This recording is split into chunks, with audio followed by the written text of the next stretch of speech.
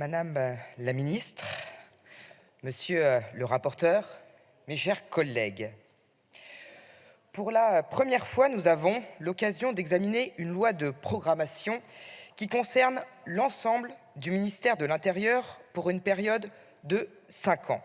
Et contrairement à d'autres esprits chagrins ici, nous nous en réjouissons. Ce cadre nous permet d'œuvrer ensemble au renforcement des moyens humains, technologiques et financiers pour donner à nos forces de sécurité, car c'est bien pour eux que nous sommes ici aujourd'hui, une vision de plus long terme pour assurer leur mission. Leur mission que je mets d'ailleurs au singulier, car toutes leurs actions découlent d'une seule mission, celle de protéger. Protéger la République et nos institutions, protéger les citoyens, les entreprises, les biens et les bâtiments, publics et privés, protéger des violences et des incivilités, des trafics, protéger chacune et chacun de ceux qui tenteraient de détruire, piller, incendier, protéger des actes de terrorisme, protéger des atteintes à l'environnement, protéger et donc prévenir par la surveillance et le renseignement, mais aussi par l'éducation, la formation, l'information.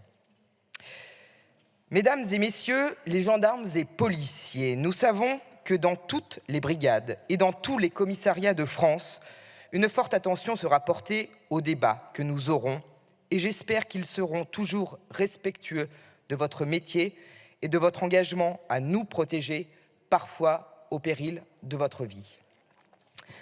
La loi de programmation dont nous discutons aujourd'hui traduit en chiffres et en actions la considération de la République pour votre action et la nécessité de renforcer votre présence au plus près de chacun de nos concitoyens. Par ce texte, nous consacrons la hausse du budget du ministère de l'Intérieur à hauteur de 15 milliards d'euros sur 5 ans. Et c'est pour doter nos forces de sécurité de moyens modernes grâce au développement des outils numériques, pour renforcer les services en donnant également la possibilité de déléguer certaines tâches chronophages qui empêchent d'être encore plus présents là où nos concitoyens attendent plus de sécurité, plus de proximité. Après des années de détricotage, le précédent quinquennat a vu un effort sans précédent, avec notamment le renouvellement d'une partie très importante du parc automobile et la rénovation de casernes. Les brigades en avaient grand besoin, mais il reste beaucoup à faire. Avec ce texte, nous veillons à ce que les équilibres qui fondent l'indépendance de la police judiciaire soient maintenus dans le cadre de la réforme annoncée grâce à l'adoption de plusieurs amendements identiques, dont un du groupe démocrate qui précise les critères de sa mise en œuvre. Par ce texte, nous apportons une attention toute particulière aux cyberattaques et à leurs conséquences pour les entreprises. La réécriture en commission des lois de l'article 4 portant sur les auteurs de rançongiciels est une avancée que nous saluons.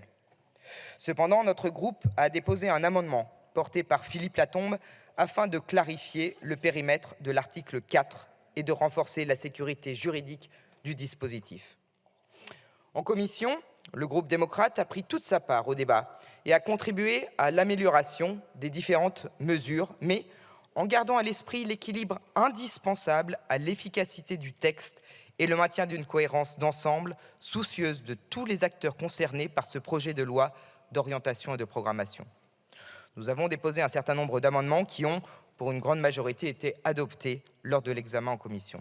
C'est le cas, par exemple, de 2 amendements de notre collègue Jean-Pierre Cubert-Affon qui élargissent les champs des réponses pénales et de la circonstance aggravante de bande organisée en cas d'accès ou d'atteinte à un système de traitement automatisé de données. À l'article 7, plusieurs amendements de notre collègue Erwan Balanant ont également été adoptés, dont un qui introduit une nouvelle circonstance aggravante visant les outrages sexistes dans les transports publics particuliers, comme les taxis ou les VTC. Avec mon groupe, j'ai souhaité par ailleurs supprimer 2 articles, le 7 ter et le 14 bis, introduits au Sénat. L'un créait de l'insécurité juridique et l'autre, non seulement n'était pas nécessaire, mais en plus faisait peser sur les procédures judiciaires un risque sérieux d'embouteillage. En séance, nous poursuivrons notre travail de co-construction. Notre groupe a déposé plusieurs amendements qui ne viennent pas déséquilibrer ce qui a été fait, mais préciser, ajuster, compléter ou inviter à avancer dans une logique d'anticipation. Chers collègues, pour terminer, je voudrais vous dire que nous serons attentifs dans les années qui viennent à ce que les différentes mesures de ce texte soient traduites dans les lois budgétaires des prochaines années, car un cap, quand il n'est pas tenu, mène à la dérive. Je vous remercie.